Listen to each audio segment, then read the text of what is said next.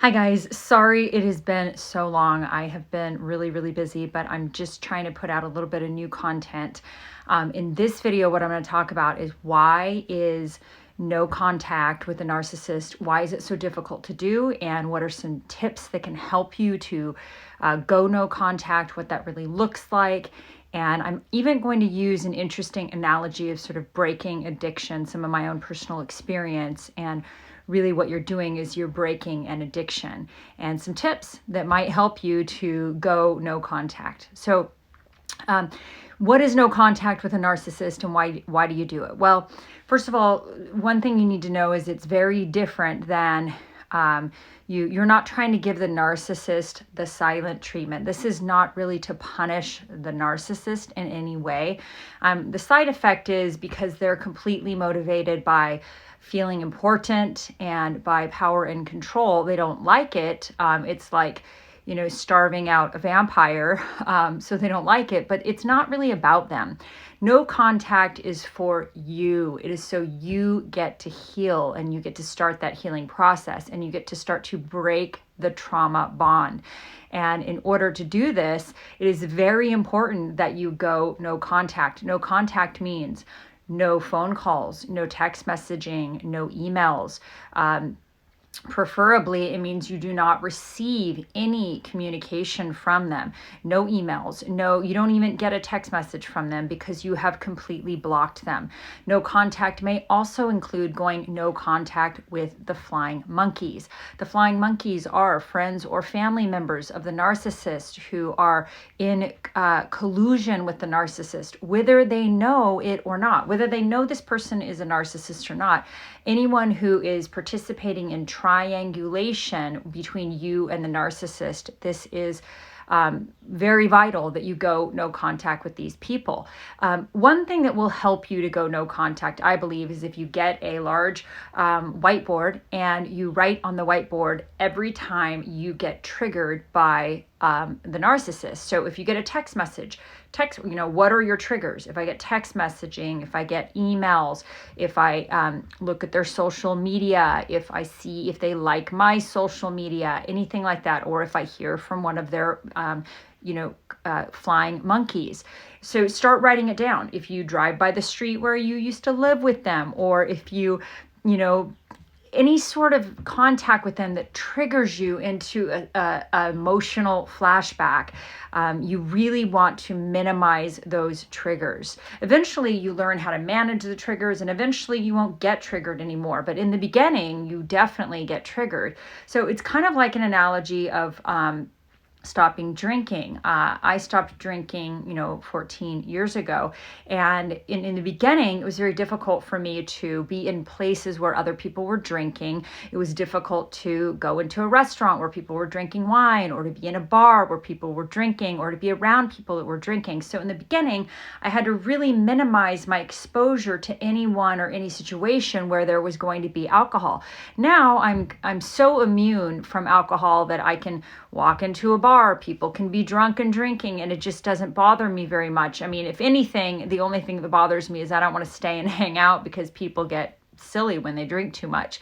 But in general, I have what's considered, I've been placed in a position of neutrality where alcohol is concerned, right?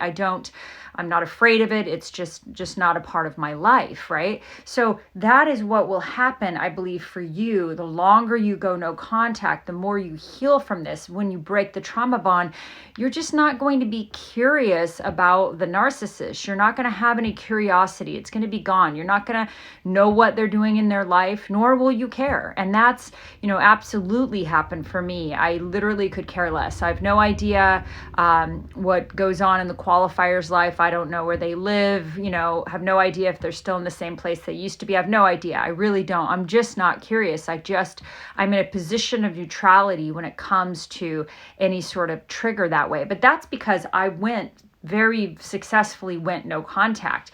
In the beginning, years ago, it was difficult. I remember it was difficult because you're reaching out to someone for empathy and understanding who is the original source of your pain. So you're wanting somebody who is the source of your pain to correct it and fix it. Essentially, you're going to the dry well for water. You're going to the hardware store for a loaf of bread. It might help for you to start saying to yourself, I will no longer go to the hardware store for a loaf of bread. I will no longer go to someone for empathy who has none for me. I will, and they don't have empathy for anyone, but you can make it specific. I will no longer go to someone for clarification, for truth, for honest communication, who is incapable of those things. I will no longer go to someone for empathy who has none. I will no longer go to someone for truth who is a liar and incapable of telling the truth. You just have to remember that you're going to some source where they can't provide it. So you're going to, the hardware store to get a loaf of bread. They don't sell bread at the hardware store. When you're going to a dry well and you want some water, you're not going to get any water out of a dry well. So stop going to someone for something where they cannot or will not, just cannot, incapable of providing it. These are people that don't have much empathy, if any at all. So you're going to somebody for empathy who doesn't have any. They are not capable. That is not an emotion that they are in touch with. That is not an emotion they even feel for anyone, let alone you. So it's certainly not personal.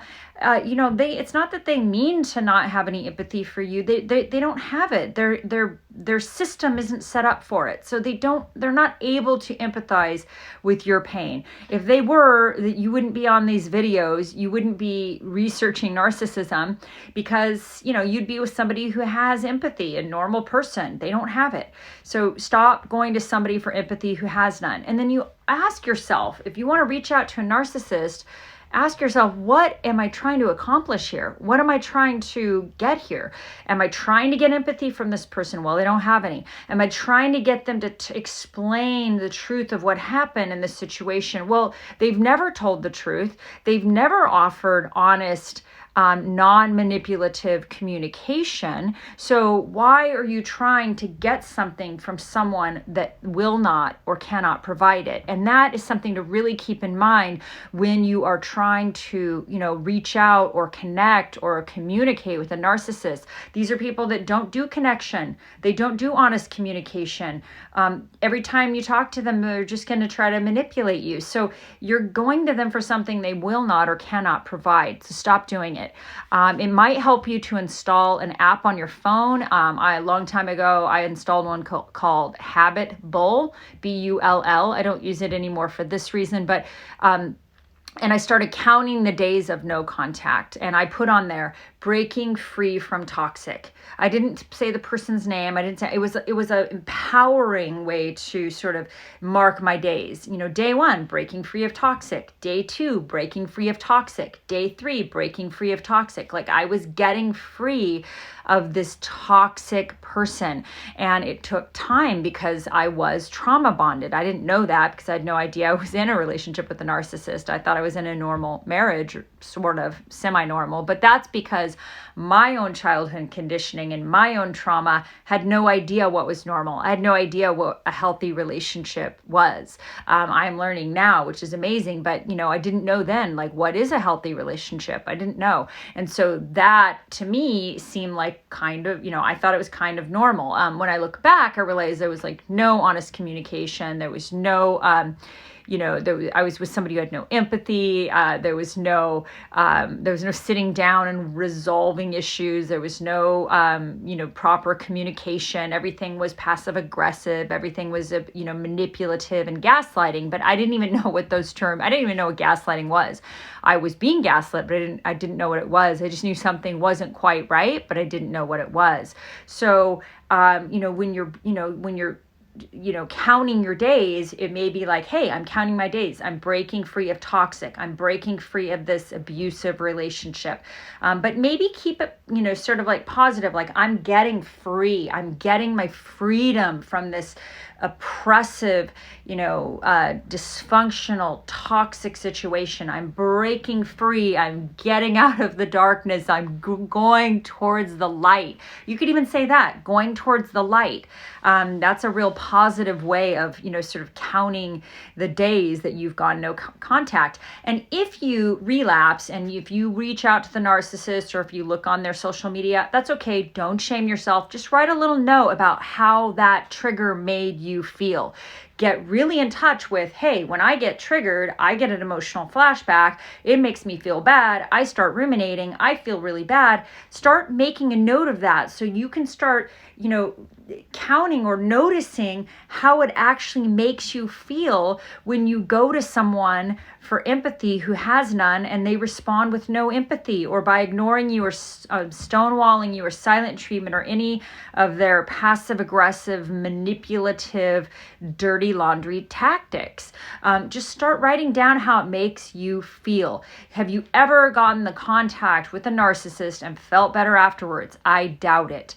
The only time you're going to get anything positive or seemingly positive is if they're trying to manipulate you back into a relationship with them, and then they give you some crocodile tears and some more lies and tell you that they're sorry, which is very rare, but the only reason they would do that if they're trying to suck you back into their dark vortex. So no contact is so important. And the more time you get away from them, the more, days, months, years, the more clarity you're going to get, the more strength that you're going to get, the more you're going to return to your true self, and the more you're just going to start feeling so much better. And you're going to be so empowered, because you will know that when somebody treats you poorly and when they abuse you, and whether that's psychological, emotional, physical, verbal, it doesn't matter, you will not stay. You will remove yourself from toxic situations. You will get out and you will do radical self-care, because you deserve so much better. So I hope this is empowering to you to start, getting away, get out of that, contact with them. And please do not, if you're on their social media, get off of it immediately. If you look at their social media or their news source of supply, who you should genuinely feel sorry for, because that person is going to be in a world of hurt. If you're doing any of that, where you're looking at their social media or looking at their lover's social media, do not do that. That is so bad for you. It is so toxic. It is not no contact. Even though they may not know that you're doing it, it is not no contact, and it's bad for you. You might need to delete your social media. I did. I deleted my 5,000 friend Facebook account. I started a new one that's a small one, but I only have real friends on there. I hardly ever go on. I actually broke social media addiction. That was a beautiful byproduct of getting out of the narcissistically abusive relationship. Was I had a social media addiction, which I broke, and I'm proud of myself for that. So there's so many great ways that you can learn from this experience and become such a better person, a stronger person, a more self-aware person. You can start looking at your childhood trauma. You can start healing from it, and you can start, this can be the catalyst for you to have the best life that you have ever had, because you will no longer allow yourself to be treated like a doormat. You will start to realize that you deserve love, and that you are lovable, you are worthy just as you are, and that you do not need some toxic person to tell you that you're okay in order for you to feel okay about yourself. So there's some beautiful lessons that can come out of these crazy making relationships. So I hope that you guys are thriving and doing really well and practicing radical self-care. And sorry for the long break. Hope all's well. Bye.